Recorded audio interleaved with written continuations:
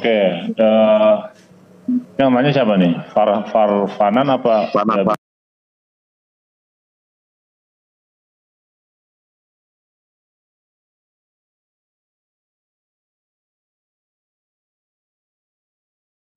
Yang sampai yang dari 3 varian terjemahan ya, dari tag dari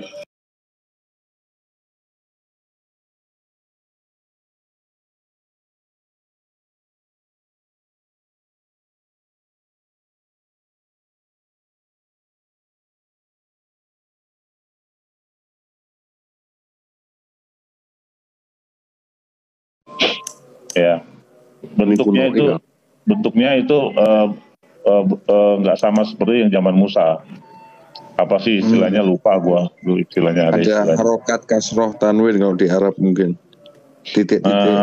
Jadi justru itu lebih susah karena pertama nggak ada nikutnya, nggak ada huruf hidupnya, semuanya huruf mati ya. Nah terus habis itu ada 4 kali perubahan bentuk huruf ya, bentuknya, tapi nggak jauh-jauh lah, kurang lebih hampir sama lah. Cuman secara, kalau kita lihat secara fisik dari zaman Musa, IHWH-nya contohnya, IHWH itu nggak begitu tulisannya, tapi lebih kuno lagi. Apa sih istilahnya, gue lupa, ada istilahnya tuh.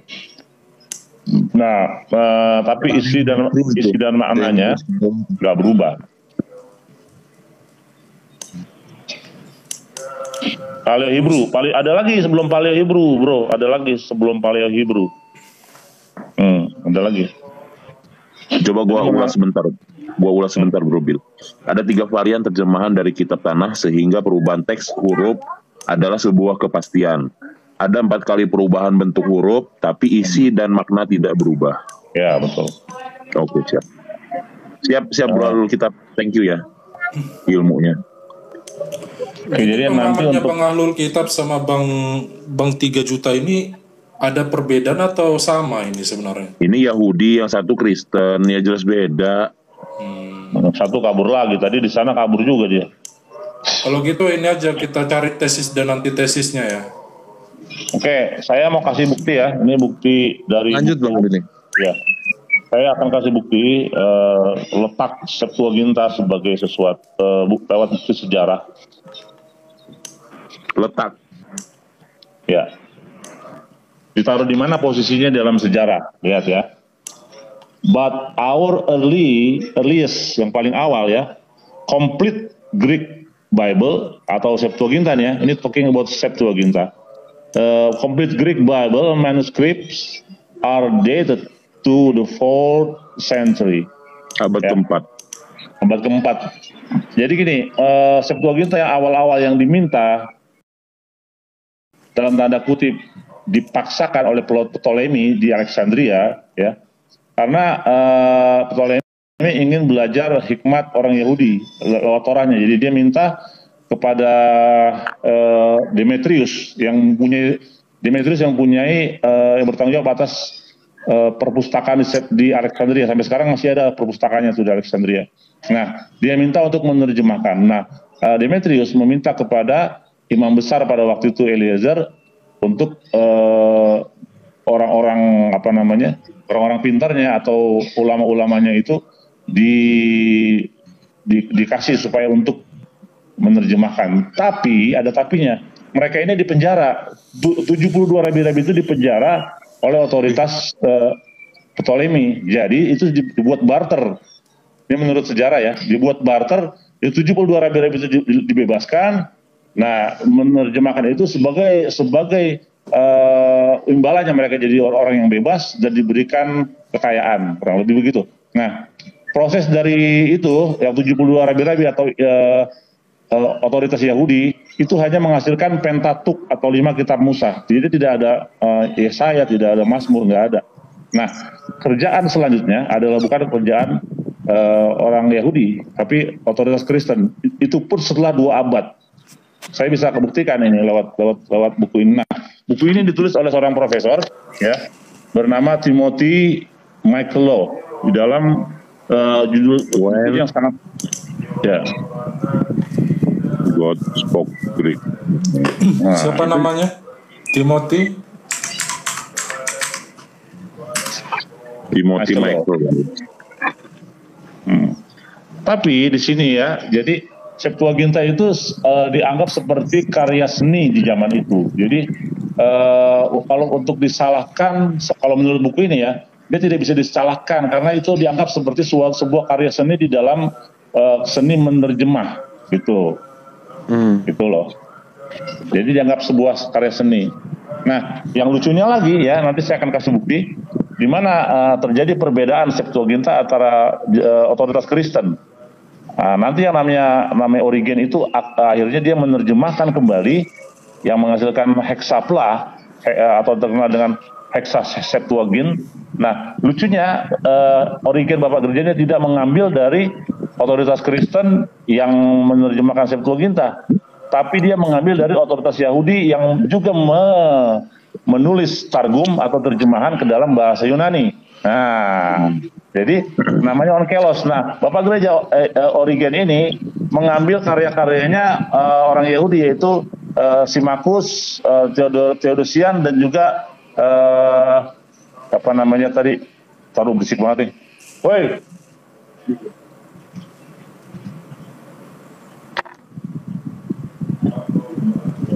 Agak ini. Ya.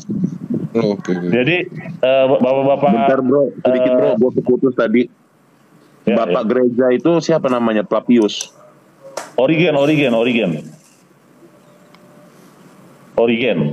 Oke. Nah, Origen ini mengambil atau menerjemahkan atau menyusun namanya hexapla. Hexa itu 6, jadi 6 bagian. Jadi dia menyusun hexapla atau yang terkenal dengan hexa Septuagint istilahnya. Nah, yang aneh itu dia tidak mengambil dari Septuaginta versi Kristen yang berseberangan dengan dia, tapi dia mengambil dari otoritas Yahudi yang 3 orang tadi ya. Aquila setelah convert dia menjadi namanya siapa sih Aquila Dionysius sama udah itu pokoknya. Ya, pokoknya 3 orang itu dia ngambil dari situ. Dia tidak ngambil dari otoritas itu. Nah, setelah kehadiran hexa Septuagint, maka Septuaginta yang awal, yang milik bapak-bapak gereja lainnya itu berakhir di dalam gereja prakteknya. Saya akan buktikan lewat bukti ini. Tunggu sebentar. Ini memang agama tua, Chan. Jadi memang perjalanannya harus seperti itu. Islam baru 1400 tahun. Kalau beribu-ribu ini tahun dia. Ini ya. Origen hexapla was the beginning of the end of the Septuagint in where? In the church. Jadi kehadirannya ini menghentikan atau mengakhiri dominasi dari Septuaginta yang disusun oleh bapak-bapak gereja. Nah, saya akan tunjukkan ya. Iya, betul. Nanti saya akan tunjukin juga bahwasanya 2 abad setelah 72 rabi-rabi atau otoritas Yahudi itu menerjemahkan, baru ada yang lainnya kayak Mazmur, kayak kitab Nabi itu baru ada. 2 abad cukup jauh itu.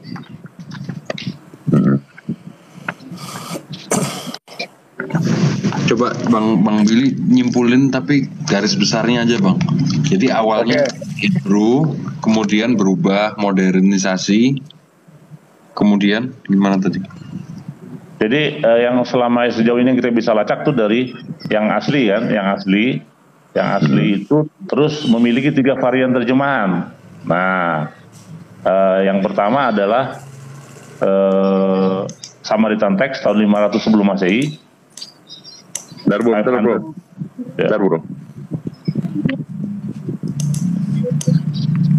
Satu Samaritan Text 500 sebelum Masehi.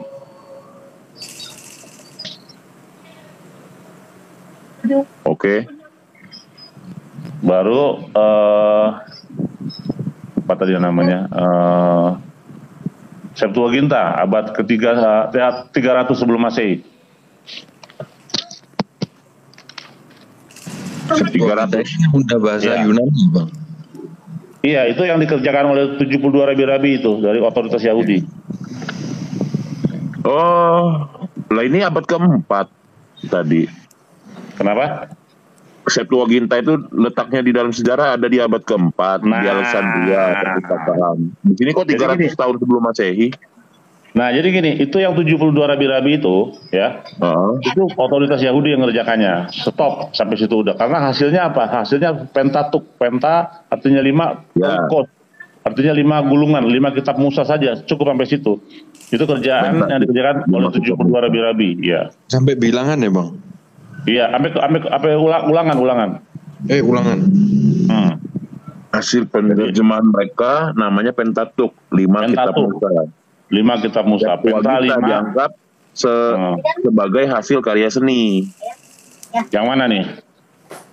Ya, habis Pentatuk itu keluar, Septuaginta dianggap sebagai hasil karya seni. Ya betul. Gitu nggak? Nah, ya betul. Tapi Bapak Gereja Origen mengambil atau menerjemahkan atau menyusun Hexapla atau Hexa Septuaginta, dia mengambil dari otoritas Yahudi yang bernama Aquila Dionysius. Setelah hadirnya Hexapla, maka yang lama tidak dipakai. Betul. 3 terjemahan, bro. Samaritan Text tahun 500 tahun sebelum Masehi, Septuaginta 300 tahun sebelum Masehi satunya. Stop dulu. Jadi udah habis kelar. Nah, sisa yang lain itu bukan kerjaan otoritas Yahudi, tapi kerjaan bapak-bapak gereja, orang Kristen kerjaannya. Ya kan? Yang ketiga kerjanya. Bukan yang Septuaginta yang versi Kristen yang ada Mazmur, ada para nabinya, ada Yesaya. Padahal kan Septuaginta asli nggak menghasilkan kitab para nabi dan juga kitab puisi, enggak. Cuma 5 kitab Musa aja. Nah, terus Yesaya itu dari mana, Bang, berarti? Nah, ini dia. Kita lihat buktinya. Ya, itu adalah kerjaan bapak-bapak gereja. Makanya itu ditulis kembali, disusun oleh Origen, karena Origen berpikir ini nggak sesuai dengan bahasa Ibrani. Gitu. Lagi tolak Origen, Bang Ben. Nah, nih jadi di dalam tulisan ini aku lupa di mana, tapi aku lagi cari. Bahwasanya the remain Septuaginta dikerjakan itu, sisanya itu dikerjakan setelah 2 abad setelah yang awal tadi. Gitu. Yang awal yang mana? Ini yang 72. Abad keempat. Jadi abad ke-6 jatuhnya. Yang otoritas Yahudi tadi. Iya. Itu yang pertama. Yang sisanya itu 2 abad setelahnya baru dikerjakan. Ya. Oh, Origen ini, bapak-bapak gereja Origen ini. Nah, habis itu baru ada namanya Rabbinik. Oke, aku kasih datanya. Ini dia.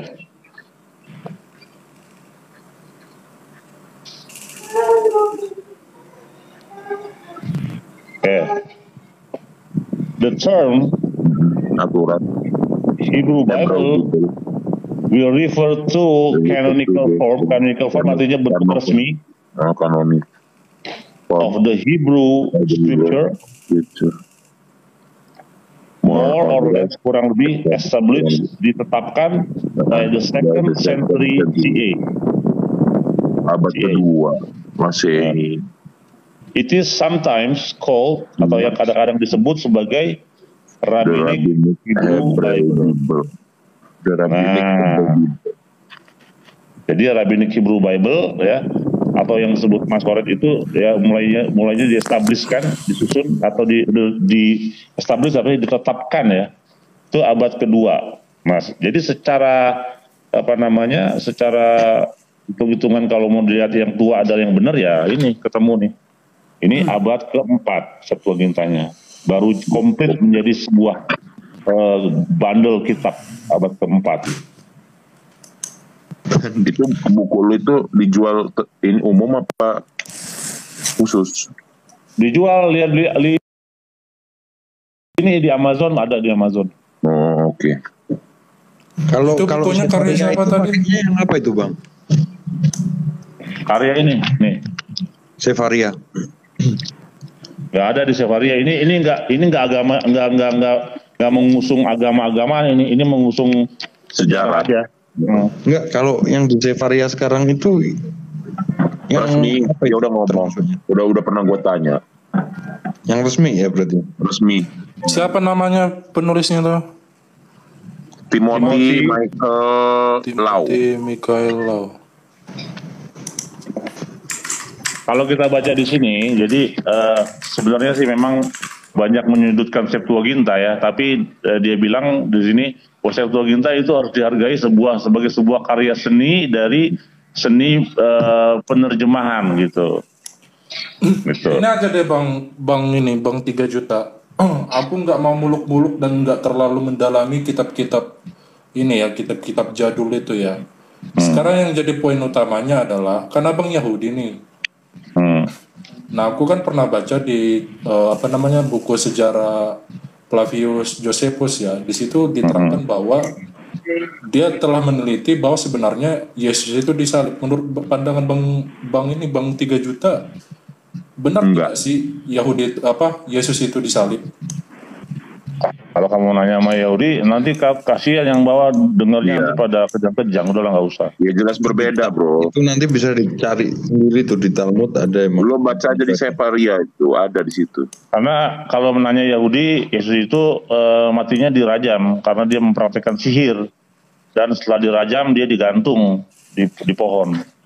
Jadi dia live as a Jew, die as a Jew. Hidup sebagai Yahudi, mati sebagai Yahudi. Kenapa mati sebagai Yahudi? Karena dirajam. Kalau matinya disalib itu hidup sebagai Romawi, mati sebagai Romawi. Berarti bukan mati disalib gitu ya, tapi mati dirajam gitu ya.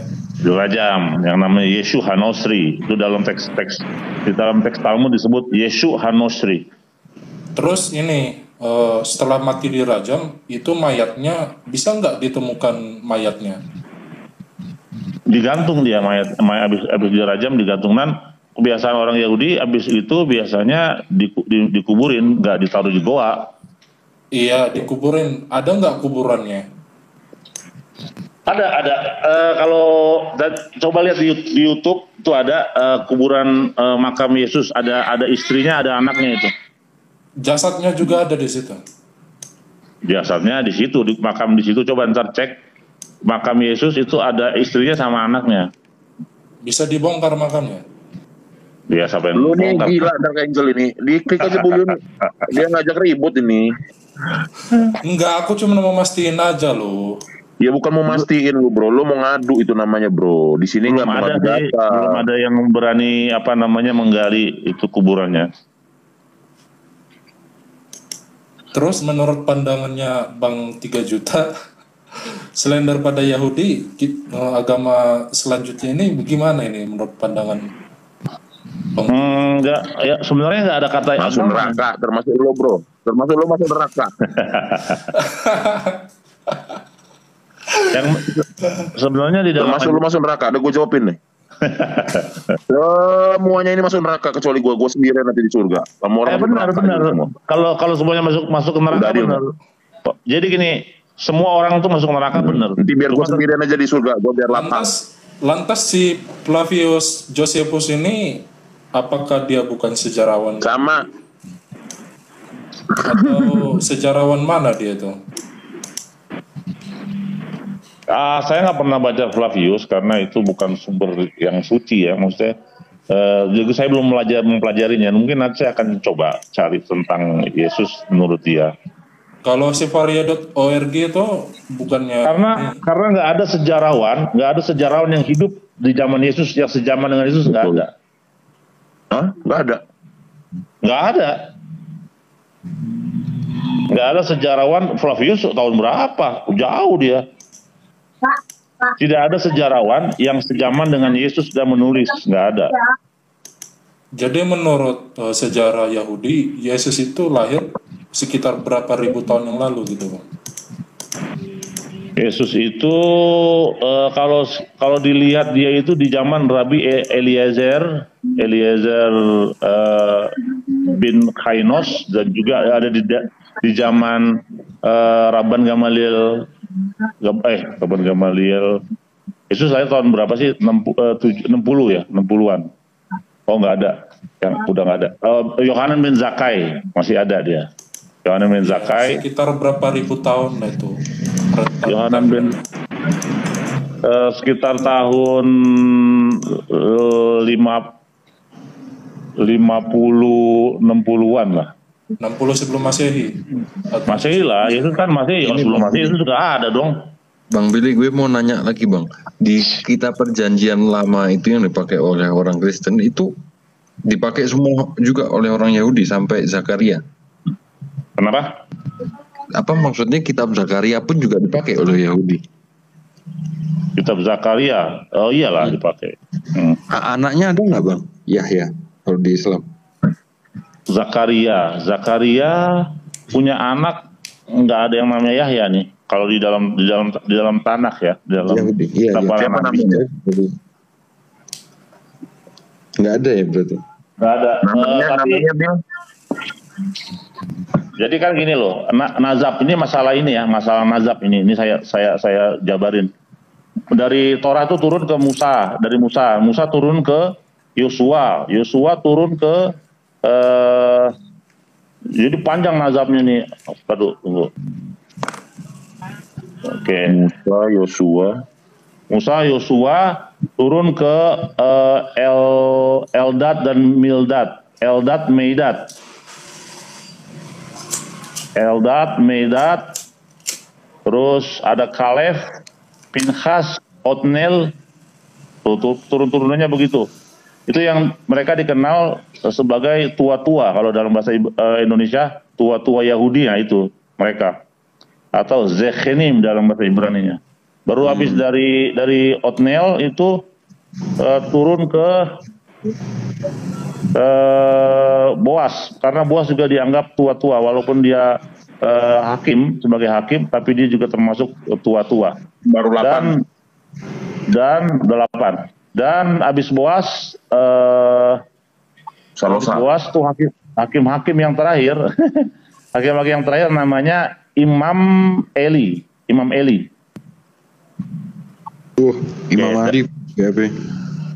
Imam Eli. Nah, dari Imam Eli turun ke Samuel turun ke Daud. Nah, habis Daud pasti kita pikirkan ke Salomon, Sulaiman kan? Enggak, ternyata enggak turun ke anaknya. Pertanyaannya kenapa begini? Kenapa dia nggak nurunin Taurat kepada anaknya? Karena anaknya itu pinter. Anaknya itu dikasih kelebihan si Sulaiman itu. Nggak ada raja yang pernah ada yang seperti dia yang pinter. Sama berarti ya, semua sejarah ngomongnya Sulaiman tuh raja besar gitu ya. Memang betul. Iya. Namanya Sulaiman apa Salomo, Bang? Namanya 3 juta monotri. Salomo kan? Salomo. Jadi dari Daud turun ke siapa? Ke Akia ben Shilonit. Akia orang Silonit. Habis dari Akia ya, bin Shilonit turun ke ini seru lagi nih ya, di keren nih. Gurunya Salomo ya. Gurunya Salomo itu namanya Shimi orang Gera. Kok nggak dari bapaknya ngajarin ya? Ini. Ya. Jadi abis dari Akia orang Silonit, Torah itu diturunkan ya ke Elia. Shimi. Oh ya, Shimi anak Gera ya, itu gurunya Salomo, ya. Guru Torah. Nah, terus dari Akia orang Silonit menurunkan Torah ke Ilyas, ke Elia, sang nabi. Nah, dari Elia turun ke adiknya Elisha. Oh, ini Elisa. Oh iya. Nah, dari ini sanad nih, gue kebetulan lagi ada bukunya nih, lagi ada kitabnya. Keren. Dari Zohar Kristen banyak gini nggak tahu dia. Habis dari Elisha ke Yehoyada, imam besar Kohen Yehoyada. Dia adalah Kohen Gadol pada waktu itu. habis dari Yehoyada memberikan Torah itu menurunkan ke Zakaria, anaknya. Nah, anaknya nih, Yehoyada punya anak namanya Zakaria. Dari Zakaria menurunkan Torah ke siapa? Ke Hosea. Hosea menurunkan Torah ke Amos. Amos menurunkan Torah. Bentar bro. Ya. Zakaria ke Amos. Zakaria ke Hosea. Zakaria ke Hosea. Hosea ke Amos. Terus Amos ke Yesaya. Imamat bilangan ulangan. Berarti nggak urut ya? nggak apa-apa. Yeskiel Hakim Rut 1 Enggak, kitab yang sekarang PL tuh berarti nggak urut ya? Dia nggak urut makanya urutannya juga salah. Harusnya Nevi'im dulu baru ke Tuvim. Sistematisnya salah. Terus Habis dari Yesaya, Torah ditransmit atau diturunkan ke Mika. Oh, ada nama Mika ya tempat orang. Iya. Mika ke Yoel. Mika ke Yoel. Iya. Jauh banget. Yoel ke Nahum. Ini masih banyak lagi nih. Gila. Nahum ke Habakuk.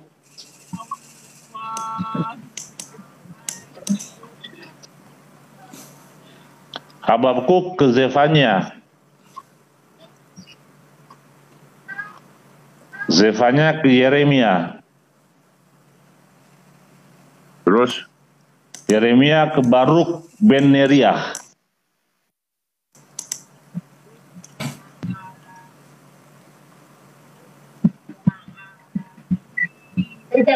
Nah, baru sampai ke Nabi Hagai, sampai ke Maliaki itu paling terakhir tuh. Meriaki. Maleaki.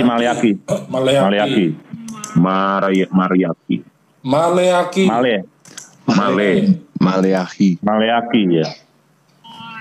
Nah, jadi 3 orang ini ya di sini 3 orang ini ya Hagai, Zakaria dan dari Ansek Knesset Gedolah atau Sanhedrin atau penghakiman atau pengadilan Yahudi, pengadilan agama Yahudi, mereka yang terakhir nih, mereka yang terakhir. Nah, setelah dari Sanhedrin, jadi itu mereka disebut Sanhedrin istilahnya, pengadilan polisinya Yahudi lah gitu. Terus lanjut. Baru turun ke lalu Hagai, Zakaria,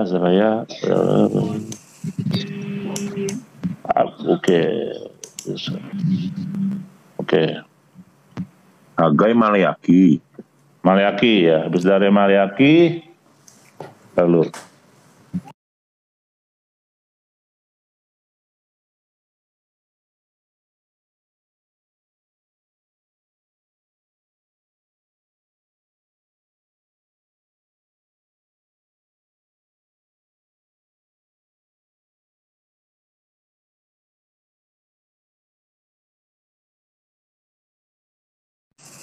Mordekhai,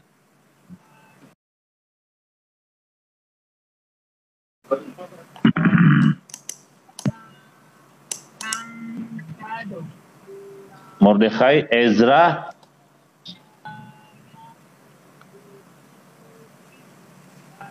Nehemia, Daniel,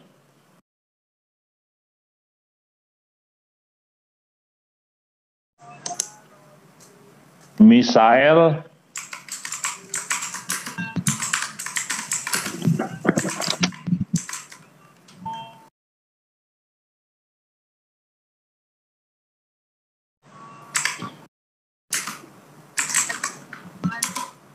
Azaria.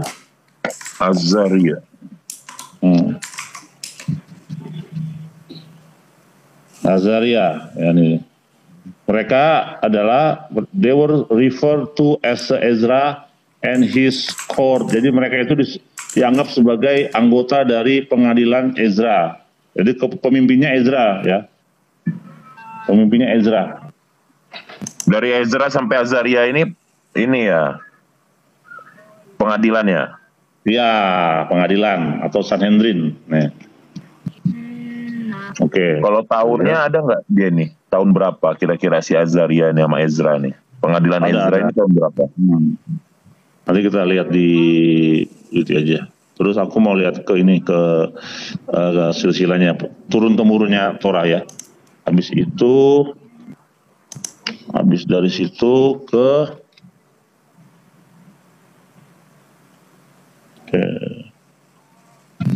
sanatnya nyambung sampai Musa. Iya, Zerubabel. Ya hadis. Malaki, Zerubabel, Yosua. Oke, habis dari tadi siapa? Habis dari Malaki kan? Sama lagi tadi, siapa lagi tadi udah sampai mana? Udah nyampe Azaria. Azaria. Terus ada Zerubabel. Zerubabel.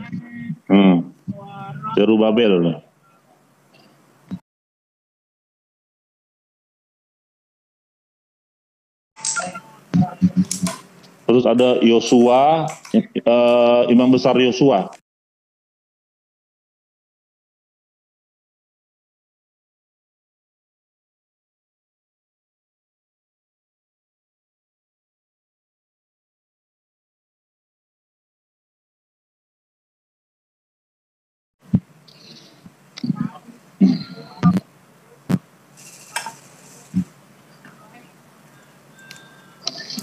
Udah belum? Udah. Oke, lalu. Bang Billy, berarti itu kalau dilanjutin sampai sekarang pun bisa ya? Ada, ini makanya sabar dulu. Sabar. Nah, baru sampai ke mana tadi tuh? Sampai mana? Yosua imam besar. Ya, imam besar.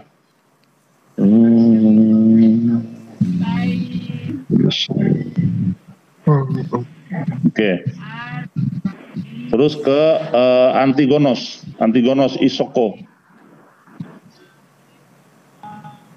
Ini masih sebelum Masehi, Bang?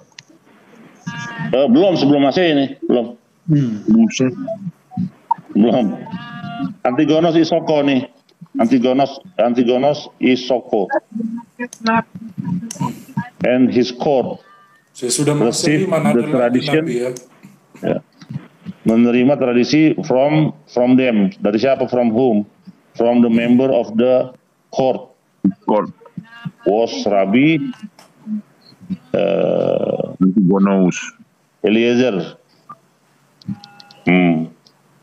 Jadi habis Antigono Isoko turun lagi ke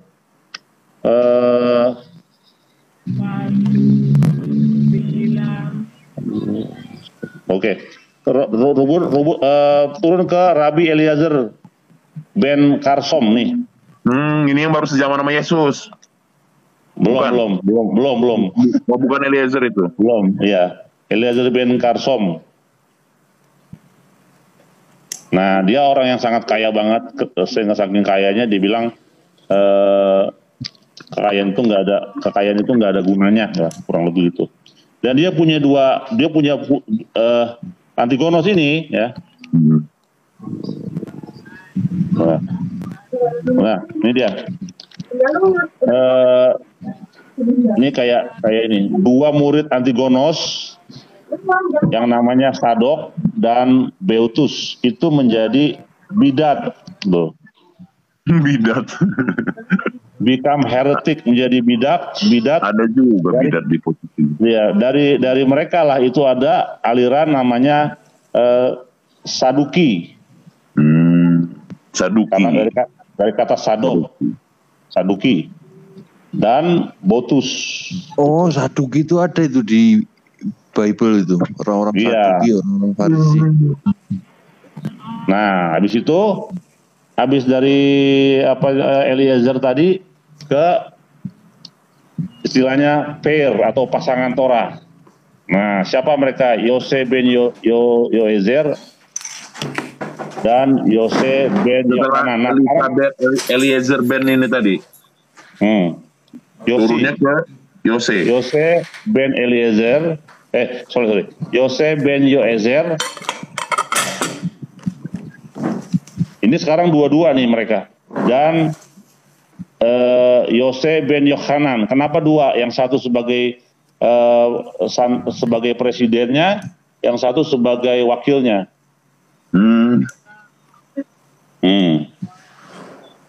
Yang satu mungkin kepala. sebutan ya. Jadi yang satu presiden, yang satu kepala midrasah gitu, sekolah Torah.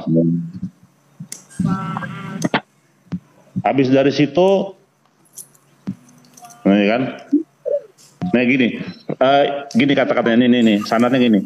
Yose ben Yoezer dan Yose ben Yohanan dari Yerusalem menerima menerima Torah from them itu dari siapa? Dari Antigonos dan pengadilannya dengan terus Antigonos tadi si Eliezer ben Karsom ya. Muridnya itu Eliezer ben Karsom, muridnya Antigonos. Oh iya. Ya. Oh berarti dari Antigonos tadi langsung ke Yose ya? Eliezer dulu, baru ke Yose. Betul ya oke. Baru habis itu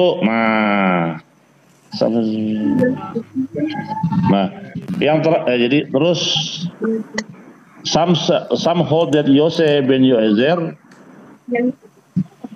Beberapa orang mengatakan bahwa Yose ben Yoezer dan Yose ben Yohanan menerima tradisi itu dari Simon Hatsadik. Nah, Simon Hatsadik ini mati tahun 60 Masehi. Simon Hatsadik. Nah. Oh, ini udah lebih dari Masehi berarti. Iya, gini. Terus they were the first. Jadi ini yang dua Yose ini dua namanya Yose. Mereka adalah pasangan pairs. Yose ben Yoezer melayani sebagai nasi atau presiden, while Yose ben Yohanan was Av Bet Din atau kepala pengadilan Yahudi. Gitu. Nah, tahun berapa ini Simon tahun berapa itu? Simon Hatsadik tahun 60 matinya. Tahun 60 Masehi. Iya. Oh, udah. Iya, udah Masehi benar. Udah Masehi ya. Berarti udah hampir sejaman sama Yesus ini. Nah, ini gurunya Yesus nih, gurunya nih. Nih siapa? namanya nih. Nih. Yesua ben Perak ya. Nah, ini gurunya nih. Ben siapa? Ada kocak. Ben siapa? Perak ya. Yehoshua ben Perak ya. Nah, habis dari Yosi itu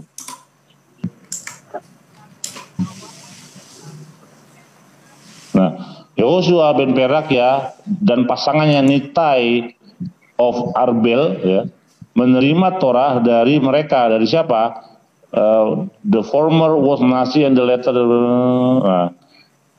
Dari Yosi. Jadi Yohanan ben Perakya dan Nitai dari Arbel menerima Torah itu dari atasannya Yose ben Yoser dan Yose ben Yohanan.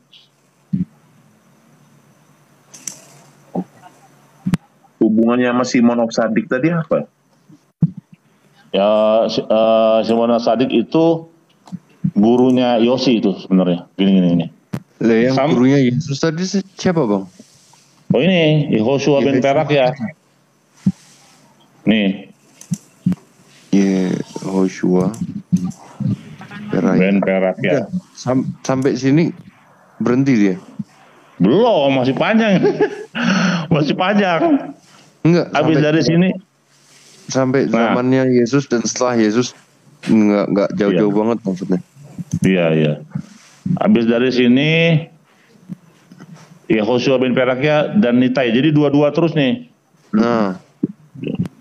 Baru habis itu ada generasi Shemaya dan Aftalion. Nah ini Shemaya dan Aftalion, dia adalah seorang convert, bukan berdarah Yahudi ini, nggak berdarah Yahudi sama sekali. Ini dia. Tapi dia pemegang selanjutnya. Iya, tuh Shemaya dan Aftalion. The Hasmonean court issue prohibition against a father teaching his son. Gila nih, bapak. Jadi waktu itu dia mengeluarkan decree kalau bapak itu nggak boleh ngajarin anaknya Yunani dan juga apa namanya tuh, nggak boleh ngajarin bahasa Yunani, pokoknya berhubungan dengan Yunani, dan nggak boleh mengajarkan apa namanya, apa tuh yang istilah Yunani apa sih, filosofi apa namanya? Filsafat nggak boleh. Ini. Jadi ini udah hubungan ini nih, urusannya udah politik nih jadi nih. Ya. Jadi Shemaya dan Aftalion yang pada waktu itu menjadi hakim di dinasti Hasmonean mengeluarkan larangan bahwasanya bapak tidak boleh mengajarkan anaknya Greek wisdom tuh. Greek wisdom nggak boleh, cok tuh. Bahasa Yunani dengan filsafat ya. And against racing and again racing swine. Juga hubungan dengan babi itu, swine. Nggak boleh makan babi. Iya, nggak boleh. Jadi, baru yang selanjutnya Yehuda ben Tabai dan Simon ben Shatach. Nah, ini nih. Yehuda ben Tabai dan Simon ben Shatach menerima Torah dari mereka, dari yang tadi tuh Aftalia Shemaya, Shemaya Aftalion. Yehuda bin Tabai dan Simon bin Shatach. Itu udah berapa masa ini, Bang? Menerima Torah dari mereka, dari Aftalion tadi. Dari Shemaya. Berapa masa ini, Bang?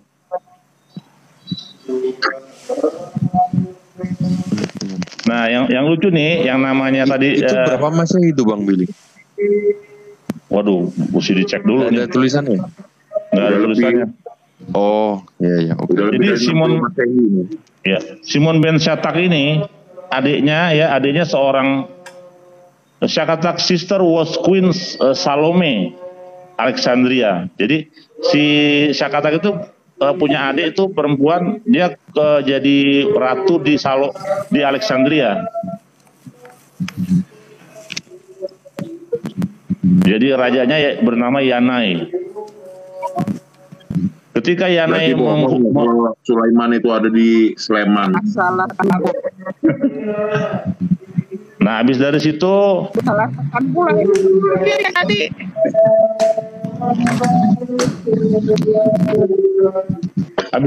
ini, aduh, Shemaya.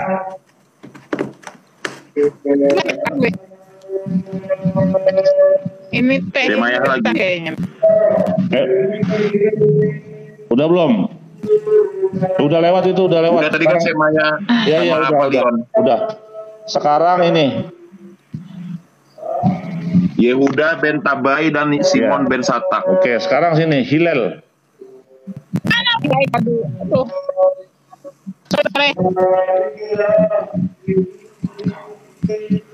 Nah, ini Hillel sama-sama nih.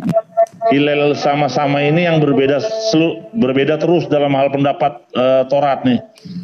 Jadi kocak nih. Ini selalu berbeda nih, ulama yang selalu berseberangan nih. Hillel sama Syama ini pendapatnya berbeda terus. Paling terkenal mereka nih. Hillel bersama yang menerima dari mereka, dari siapa? Yehuda bin Tabai dengan Simon bin Shatach. Iya, kurang lebih gitu, benar. Habis itu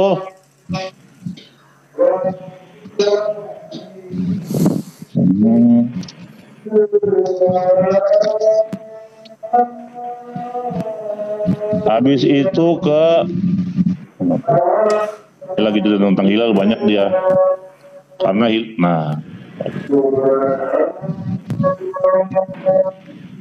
oke.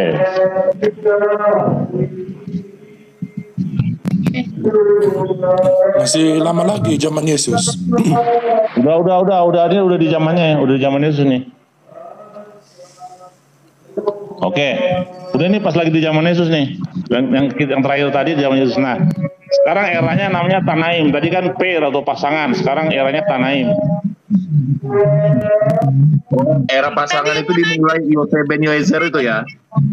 Iya, benar.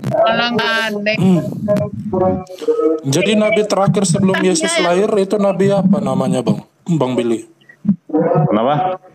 Nabi terakhir sebelum Yesus itu nabi apa namanya? Oh, Maleaki.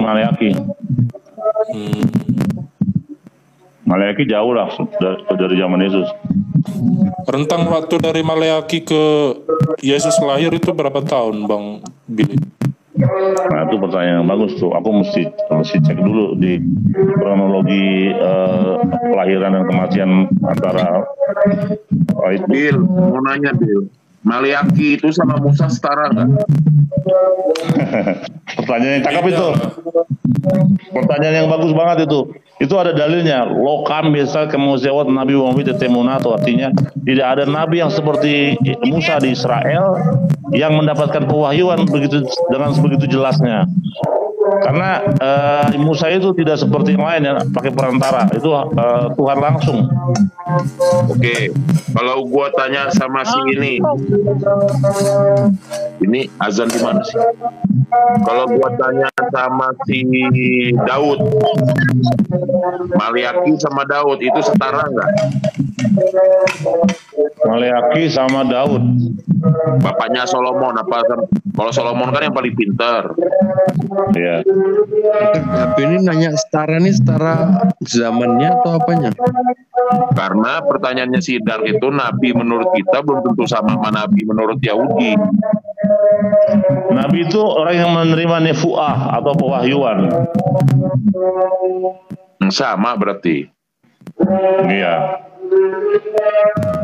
Malah akar katanya aja sama. Iya, betul. Dari Alep kita kemarin si Sue bilang, si Indra Mose bilang gak sama, gimana itu? Bukan gua pastiin karena kan ini gua berdasarkan pemahamannya Yahudi kayak mana dalam memandang nabi, dalam memandang Ibrani dengan Arab itu satu rumpun, Ibrani dengan Arab itu satu rumpun sebagai bahasa Smith. Cuman memang premis teologinya berbeda. Kalau sependengaran gua nabi di dalam Islam kan untuk diri sendiri, rasul itu untuk umat banyak, umat yang universal gitu. Kalau di dalam tanah Taurat Nebim Ketuvim, seorang nabi itu jadi juru bicaranya Allah untuk umat. Kenapa sih Musa dibilang nabi besar? Itu karena dia mendapat wahyu langsung dari Tuhan. Kalau boleh tahu nabi wahyu langsung itu berupa apa, Bang Billy? Berupa dua batu kah? Itu cakep pertanyaannya. Di situ dikatakan seperti Musa dengan aku berhadap-hadapan muka gitu. PLP atau panim al panim. Iya, dia mendapat wahyunya itu berupa dua batu kah? Dua buah batu kah? Oh, ada tiga item ya. Pertama adalah Lukot Haven atau dua loh batu yang isinya 10 perintah. VH Torah yaitu 5 kitab Musa. VH Misfah yaitu atau kitab yang kita sebut dengan Misnah. Berarti 3 item dikasih Tuhan langsung sama si Musa gitu ya? Iya. Itu di gunung mana itu, Bang? Gunung Sinai kan? Gunung Sinai ya. Nah, perlu diingat ya, Gunung Sinai itu ada dua pendapat ya. Waktu Musa menerima wahyu itu di Gunung Sinai yang di Mesir apa yang di Saudi Arabia? Nah, itu tuh. Itu ada 2 yang Gunung Sinai. Nah, ini masih masih apa namanya, masih belum jelas itu yang mana. Tapi kalau gua lihat kemarin di YouTube ya, tentang Gunung Sinai yang ada di Arab Saudi itu lebih mirip karena apa, di ujungnya itu katanya di dalam, coba lu lihat lagi ntar YouTube, Gunung Sinai Arab Saudi di ujung. Kok Arab Saudi sih bro? Jazirah Arab atau Arab Saudi? Di Saudi, coba lu cek deh. Jadi di ujungnya itu, di puncaknya itu kebakar semua, angus. Nah, berarti kalau angus ya benar, karena menurut diksinya kan itu apa namanya, dikelilingi api. Referensi sejarah kok di YouTube sih Bang Billy, gimana sih? Enggak, ini kan sejarah. Ini kita ngomong sejarah. Jadi aku bilang masih ada dua pandangan tentang Gunung Sinai itu. Yang aslinya ada yang mengatakan di Arab Saudi, ada yang mengatakan di Mesir gitu. Halo. Ini kayaknya ada ini ya, feedback ya. Tempatnya Buyun. Ini masih panjang nih BAB. Kada Udah Bro Billy, besok lagi. Santai. Ya. Jadi gini. Aku rangkum ya konklusinya ya. Menurut Yahudi, Yesus itu bukan mati disalib, melainkan mati dirajam. Lalu Kenapa pula lu ngebahas yang kayak gituan sih, bro? enggak, biar kita tarik benang merahnya perbedaan Yahudi, Kristen dan Ya itu Islam. makan aja buat lu sendiri, nggak usah lu ungkapin. Enggak, Yahudi mazhab apa bro? Yahudi itu banyak mazhabnya juga. Kalau kayak gitu ceritanya, lu mau ngajar ribut orang lain. Oke. Iya. Sampai sekarang banyak sempat. Gak semua kebenaran yang menurut lu benar harus lu sampaikan itu. Lu harus pikirin perasaan orang lain juga. Makanya di sini kan gue mintanya menurut Kristen kayak mana tentang pandangan dia terhadap Injil, menurut Yahudi kayak mana pemandangannya tentang tanah, itu kan gue pisah. Nanti pasti ada garis merahnya di mana. Habis ini sama ya. itu. Jadi Yahudi ini Ya. ada beberapa ini ya, beberapa mazhab gitu ya. Nggak cuma satu mazhab aja gitu ya. Sebenarnya ada hal penting sih gue mau tanya sama lu, bukan ininya. Kenapa? Sama Bro Billy. Misalnya bukan Judaisme, iya benar. Misalnya bukan Judaisme. Tanya aja mumpung Enggak lagi rame orang. Mumpung Misalnya itu muncul tahun 1980. Ada 10 perintah itu bro. Itu dibagi Iya. Israel ya. Lu pernah dengar nggak? Ada 10 orang penentu bro. Pada saat 9 orang itu berpendapat sama, maka orang ke-10 harus menentang. Gimana? Lalu lagi ajan. Lagi aja. Di sini di rumah gua dekat masjid, jadi kalau ajan ini banget nggak kedengeran. Asik dong. Nanti kalau udah Bang BAB aku lanjut nanya sama Bang Billy ya. Ya lu aja yang lanjut bro. Gua izin pamit duluan ya. Thank you ya Bro Billy. Thank you semuanya. Oke. Gue cabut dulu. Masih panjang tuh. Habis dari Hilal ke Rabban Gamaliel ntar. Temennya Paulus. Apa ya mau kutanya tadi ya, lupa pula Wak. Ini nih, aku mau tanya Bang Billy. Kalau kita bukan orang Yahudi asli, bukan keturunan Yahudi asli, apakah kita bisa menganut agama Yahudi? Dan apakah jaminan keselamatan itu bisa didapat juga? Maksudnya jaminan masuk surga itu bisa didapat juga selain dari orang Yahudi asli gitu? Untuk masuk surga nggak perlu harus jadi Yahudi.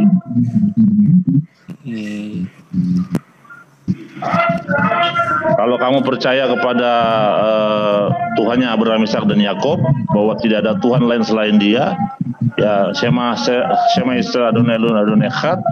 Kalau kamu percaya Tuhan itu satu-satunya, ya, kan kamu percaya Torah sebagai pewahyuan yang benar, ya selamat. Nggak hanya harus jadi Yahudi. Yahudi itu sebenarnya agama kah atau nama bangsa kah? Jadi gini, Yahudi itu asal usulnya dari Yehuda. Jadi Yehuda. Yehuda ya, suku Yehuda dari situ. Nah, kalau di dalam Torah sendiri nggak ada terminologi agama. Misalnya ini agama Yahudi nggak ada. Karena Musa nggak membawa agama, tapi dia membawa ajaran Torah.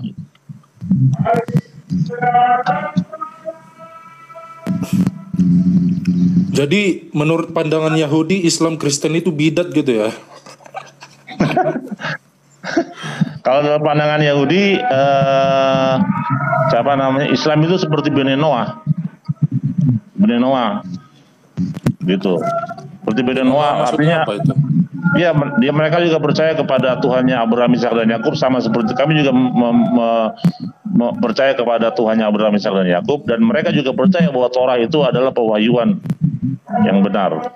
Aku ingin membahas tentang garis keturunan ya Bang ya. Boleh nggak? Di mana Abraham itu kan punya dua perempuan ya di dalam hidupnya, yaitu Sarah dan juga Ishak. Itu sama nggak di dalam Yahudi? Sama. Sarah dan Hagar. Ya, Hagar. Sarah dan Hagar. Di mana Sarah itu kan istri sahnya siapa? Si Abraham kan? Iya. Dan Hagar itu budak ya atau gundik ya? Iya, enggak, dia dinikahin resmi. Siapa namanya, Hagar dinikahi. Oh, berarti Hagar itu bukan budak. Bukan. Jadi gini, sejarahnya gini. Hagar itu adalah seorang putri. Jadi bukan kacang-kacangan, bukan kacang-kacang. Dia anak putri Firaun. Itu. Dia seorang ya, anak putri. Aku tahu kalau Hagar itu berasal dari Mesir. Aku tahu. Iya. Anaknya putri Firaun ya, bukan main-main. Memang punya keturunan darah biru. Jadi siapa ini? Jadi si Abraham ini punya dua istri sah gitu ya, bukan hanya satu aja si Sarah gitu ya? Iya, betul. Terus aku mau ungkit lagi nih kepada anaknya, di mana si Sarah kan anaknya si Ishak ya. Terus sebut gua ini. Terus si Hagar anaknya si Ismail, ya kan? Iya, betul. Wah, ada Bang Firaun. Kok sebut gua lagi? Maaf, ampun Bang Firaun. Apakah Ishak ini adalah keturunan dari bangsa Israel dan Ismail keturunan dari bangsa Babilonia? Gini. Dan evolusi. Jadi Ishak itu adalah cikal bakal dari Israel, karena Ishak punya anak namanya Yakov yang diganti namanya menjadi Israel. Gitu. Ya, jadi Ismail ini ini sebenarnya si Hagar sama Ismail ini tetap dipertahankan jadi istri kah atau dicampakkan sama Abraham? Oh iyalah, tetap istrinya. Agak kacau, tapi kok makin kacau. Ternyata sangat banyak perbedaannya Kristen sama Yahudi ya tentang Abraham ini ya.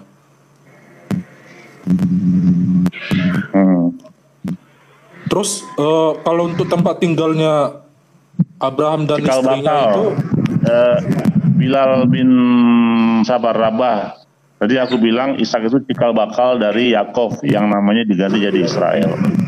Ya, maksud aku Bang, tempat tinggalnya Abraham